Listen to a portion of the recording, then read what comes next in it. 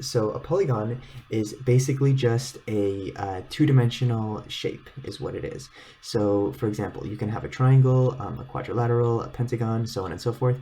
And there's this notion of like irregular polygons, concave, convex. These are examples of not polygons because they're curved surfaces, not straight. But anyways, the point is that you should understand that a regular polygon, all the side lengths are the same. Okay, so like all these would be the same and all these would be the same and so on and so forth. So if it says that it's a regular polygon, that's what that means. That means that all the side lengths, and by the way, all the angles within the polygons are also the same, and you can use that to solve the problem. So let's take a look right here. Example 3, you're asked to calculate the area of this regular polygon. So this is a pentagon, it's a 5-sided shape, and it's also a regular polygon. That means that all the side lengths are the same. And you're asked to find that area, just knowing that the perimeter is 10 inches. So how are we going to do that? Well, first of all, we know since it's regular, all the sides are the same, so we can take 10 and divide it by 5 to get 2, all right? So that is going to be the distance, 10, let me switch these right here. So 10 divided by 5, which gives you 2. So you know all of these distances, 1, 2, 3, 4, 5, these are all going to be a distance of 2, all right? 2, 2, 2, 2. Okay, this is also going to be 2, but I'll leave it alone for now. You'll see why in a minute. So where do we go from here?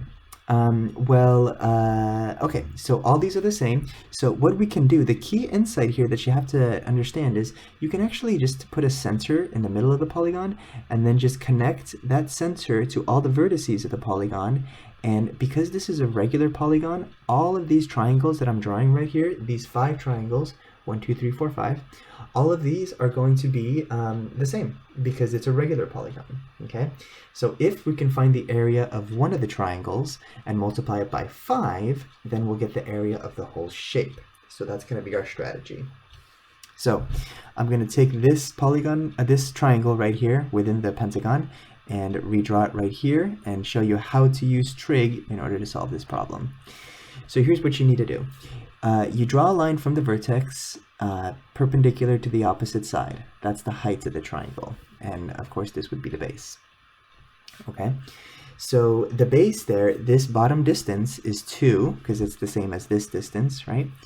And we can actually split it in half to realize that this is 1 and 1, right? So if the distance was 4, it'd be 2 and 2. If the distance was 10, it'd be 5 and 5, and so on and so forth. So we only know that the distance here is 1 and that this is a right angle. So where do we go from here? Well, once again, because it's a regular polygon, what that means is all of these angles that I'm pointing to, all 5 of these angles, are going to be the same, right? They're all going to be the same. So a full rotation, a full circle, is 360 degrees. So what happens if we take 360 and divide it by 5?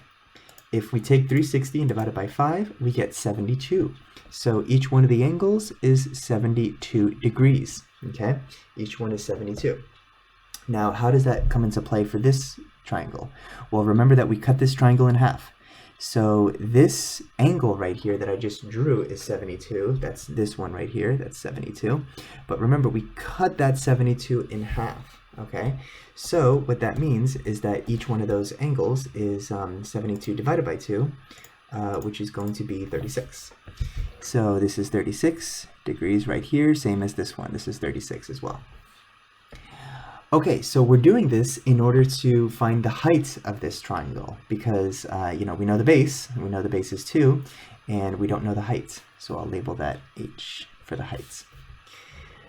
Okay, so with respect to the 36 degrees, this 1 is the opposite side, the H is the adjacent side, and the function that deals with opposite and adjacent, let me just write this down real quick, SOA.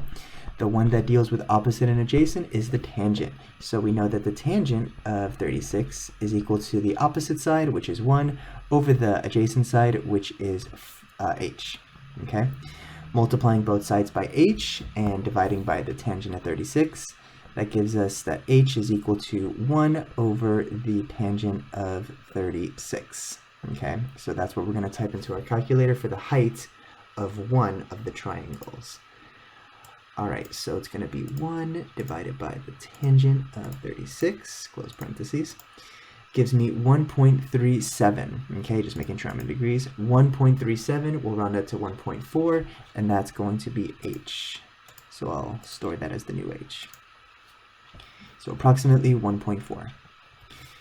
Okay, so now let's find the area of the whole polygon. The area is going to be the area of one triangle, which is the base right here. The base is 2, times the height, which we calculated h, which we calculated was 1.4 something, divided by 2, because it's a triangle, base times height divided by 2, times the number of triangles in the polygon. So that's going to be 5.